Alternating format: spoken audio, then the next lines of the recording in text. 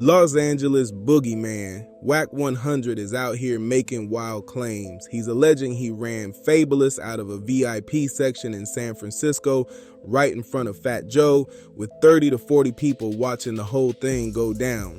I do not know about this one. This sounds crazy. Is it even possible that the so-called LA boogeyman had New York heavyweights shook in the bay like that? Buddy, it probably was about 30, 40 people down there because it was a VIP lounge in the vault of the Wells Fargo Bank. Fabolous, get out of there. In the block. Quick. He hear Fat Joe say, yo, Wack, what is going on? Wack, what's happening? According to Wack, he pulls up, gets greeted by Fat Joe in the VIP. Everything smooth, everything official. Then he says once Fat Joe called his name, Fab supposedly started moving quick and disappeared from the section fast. Wack claims Fab was beating his feet and gone in seconds, nowhere to be seen. That's coming straight from Cash Michael Roy Jones, better known as Wack 100 himself. Now listen, we about to get into that Clubhouse audio and really break this down piece by piece. Smash that like button and hype this video because we digging deep into this story and seeing what really happened. Let's get into it. Remember, he's really pressing this angle on Fab. So you gotta ask, is he targeting Fabolous because of his issues with Jim Jones? Is this strategic? Is he trying to get his name mentioned in records or online debates on purpose, knowing a wild story like this, even if it's Fat exaggerated? Joe, let me tell you what the world don't know. Had a face-to-face in Frisco, in the vault of a bank. And just when I thought nobody knew, because Fabolous ran his bitch ass up out of there. Guess what I get sent to my phone? Footage. The video. You're not gonna tell me two people that people know what's going on and people the problem, and you're in a room full of people. Anybody, it probably was about 30, 40 people down there because it was a VIP lounge in the vault. Will hit the algorithm fast and spread everywhere? That's a real question. I'm not buying that Fab would run from Mike Elroy, also known as Wack 100, not for 1 second. Fab has a history of standing his ground. People remember what went down with Ray J and that situation at the mall in LA years back when things got tense and Fab wasn't ducking anything. Paul Kane was right there with him too. Fab has taken wins out west before, so let's be honest about that. So I'm looking at this like, was Fab really scared? Come on now. Fab has been around for a long time, respected in the streets and in the industry. There's no solid reason to believe he would run from you of all people. I'm just keeping it real, but let's keep this story moving. All right, now Wack 100 is bringing this up while referencing that situation in San Francisco involving Lil Baby, where one of his associates reportedly shot an NFL player in the ankle after an argument connected to a stripper. That whole situation was messy and serious. Now Wack is comparing that chaos to this club story with Fab, like it's the same type of energy. Of the Wells Fargo Bank. Fabolous, get out of there. In the block. Quick. He hear Fat Joe say, yo, Wack, what is going on? Wack, what's happening? They see Wack say, Fat Joe, this me you talking to, and walk up. Niggas get to getting out of there. 15, 20-minute conversation. I'm thinking we're in an intricate place. Fat Joe man tell a nigga with the camera, hey, kill that camera. It ain't on. I don't give a fuck. And actually it was on. I'm letting you know what you better not raise up. Somebody still had the footage.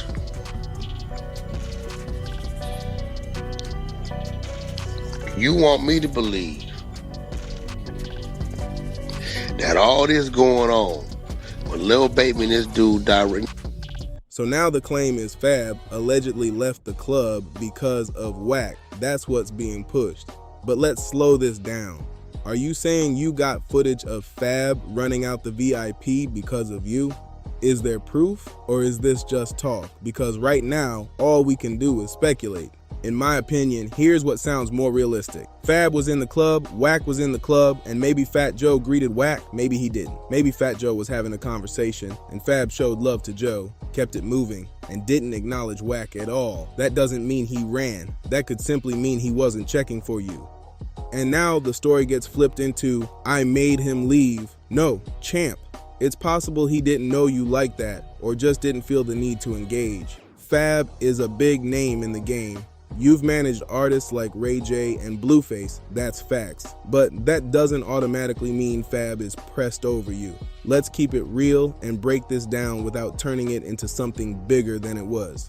Now let's chill with the extra jokes about skin tone and all that, because that's not even needed. We keeping this about the story. What I really think happened is simple. Fab probably saw Wack in the club and just didn't care enough to engage. That's it. Not every situation is drama, not every moment is fear. Sometimes it's just indifference. Fab is not obligated to dap you up, shake your hand, or acknowledge you in a VIP section. That's not how this works. If he saw you greet Fat Joe and kept it moving, that doesn't mean he ran. That could mean he chose not to entertain it, and that's a big difference. Now think about the bigger picture. Wack has open issues with Jim Jones. So why would Fab, who's close to Jim, give Wack any type of energy? That wouldn't even make sense. If anything, ignoring you is the most solid move he could make as a friend. That's not ducking smoke. That's staying loyal. Or maybe Fab was already on his way out the club. Maybe he saw Wack, knew there was tension in the air, and decided it wasn't worth the headache. That's grown man timing right there. Leave before anything even has a chance to spark. So flipping that into I made him run just feels like a stretch. From the outside looking in, this sounds more like a cold shoulder than a scary moment. And honestly, that's probably the cleanest way to handle it. At this point, it feels like this is about leverage and clout more than anything else. Getting talked about on platforms, getting the blogs spinning, getting mentioned on podcasts, that's powerful currency in this game. So you have to ask, is this story being told for attention? Is there an ulterior motive behind pushing a narrative that might be exaggerated or only half true? Maybe Fab did leave the club, but maybe he left because he didn't want to deal with you or stand in your presence, and that's completely fine. That doesn't mean fear, that means choice. Let's be clear, the whole boogeyman energy might hit different in certain rooms, but New York legends aren't easily rattled like that. Thinking someone from that circle was shaking over you? That's a stretch. Don't gas it up into something it's not. This isn't about ego or pride. It's about perspective. From where I'm standing, this looks less like a scary moment and more like someone getting ignored on purpose. And being ignored can sting, I get it. So let me state this clearly so nobody twists it later. In my professional opinion, Fab saw Wack, showed love to Fat Joe, and acted like Wack 100 wasn't even there. That's the read. That's the take. Anything beyond that sounds like narrative building, not reality. Now here's the part nobody wants to say out loud. In this era, perception is everything. If you can control the narrative, you control the moment. So if Wack jumps on Clubhouse and says, I made him run, some people are going to believe it just because it sounds bold. That's how this game works now. But let's be real for a second. Fab has been outside for years, respected in multiple cities, moving how he moves without panic. One club interaction isn't rewriting that history overnight. A man leaving a venue doesn't automatically mean fear. It could mean timing, priorities, or just not wanting pointless tension. That's grown energy. And think about this too. If there really was footage of somebody running scared, wouldn't it be everywhere by now? Screenshots, clips, slow motion breakdowns, blogs dissecting every step. The internet does not miss moments like that, so the lack of proof speaks loud. At the end of the day, this feels more like a battle of narratives than a real confrontation. One side says, I applied pressure, the other side stays silent and keeps it moving.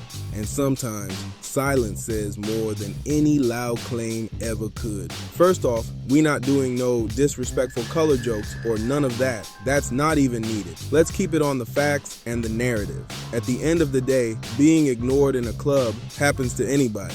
That doesn't automatically mean somebody got pressed or somebody was scared. From my perspective, this story feels like either a half-truth or a full stretch. It just doesn't add up clean. The timeline sounds shaky, the energy sounds exaggerated, and the proof is missing. That's why I'm looking at this sideways. But I'm keeping it fair and letting everybody speak. Now here's the real question. Do you think this was a half-truth blown out of proportion or a complete fabrication for attention? Drop your take in the comment section because this one came out of nowhere and shook the timeline. And we still got to see if the Let's Rap About It podcast responds, especially knowing there's tension already in the mix. Is this about old smoke spilling over, or is this a brand new angle being created? We watching it all unfold in real time. If you rock with this breakdown, make sure you subscribe to Dripzine, hit that like button, share this video, and tap the hype button to help a small creator grow. I appreciate every single one of you for supporting the movement. For real. V's Fab, and I can't put Mano or Jim in last. They both had hard verses. Dave East's wordplay was crazy. The whole song is right. I'm in my order, Dave East, Fab, and then Jim and Mano. I can't say Fab either one of their verses. Fab, Nobody's verse was whack. Fab, Mano, Jim Jones, Dave East. Dave East, you crazy. I mean, it was good, but Crazy. okay. You hear what he was talking about? No, it was hard, but Man said, I really been to King Park. Fabolous blew the whole fucking thing out of the water. Nah, he just mentioned squatters. And he said shit about his bitch getting pissed on. Yeah, no, he did his shit. I f with Fab. But I think Dave East a little more grittier. If 50 a little more doesn't, grimier with it. If I don't see an Instagram post going at Fabolous by the end of the day, then I'm gonna know 50's scared. No, we got 50. I don't think 50 wanted with Fab. No, you're missing the point. Until I see otherwise. 50. The G unit got to respond. G unit has to respond. But he can't just send Lloyd Banks out. And Lloyd Banks don't give a f. What, is he going to send Yayo at him? I mean, honestly. 50 Yayo murder. So you think they should come out as a unified front? They came out as a unified front. You motherfucker right. It'll be good for hip hop. Great for New York. It'll wake New York up. Yeah. You get what I'm saying? And guess what? New York needs something. Banks need to pop back up. I don't think Banks with 50 like that anymore, does he? He don't. Yeah. But we can't have Zesty Man doing it. You know, he got caught with the transgenders and everything. Who's the Zesty Man? Buck. Oh yeah, but that been over. That been over for 20 years. Yeah, but Buck will jump out the window and I'll go. You know, he does that. Yeah, right. 50 has spent the last 25 years trying to destroy He didn't Buck's crawl life. back a couple times. Yeah, but it never worked out. No, he's on the phone crying and shit. Yeah. You know what I'm saying? I never forget when I go to the studio encore and this dude is in the game session. I'm like, what the fuck What's is the you studio doing? encore? Encore over here in Glendale. He was recording over there. Gang was doing, I want to say like maybe LAX, one of the albums. And I'm like, bro, what are you doing here? Because 50 had just got into it with him. He ran straight out here the game. I said, yeah, you a boy. Because you was over there making DJs.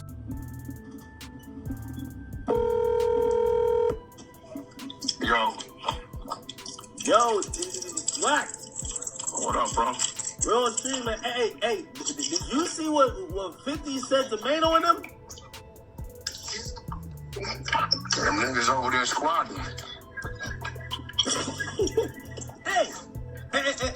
So you know what I was saying though? I said Mano gotta keep the same energy. Right? Nah, he's a bitch. He gotta keep the same energy. Because put it like this. When I was, first of all, I didn't even start joking on him. I was making a joke about Fabolous. He jumped in. He jumped in And then when he You gotta jumped in, remember he needs something to talk about, bro. Look, what does Mano have to talk about?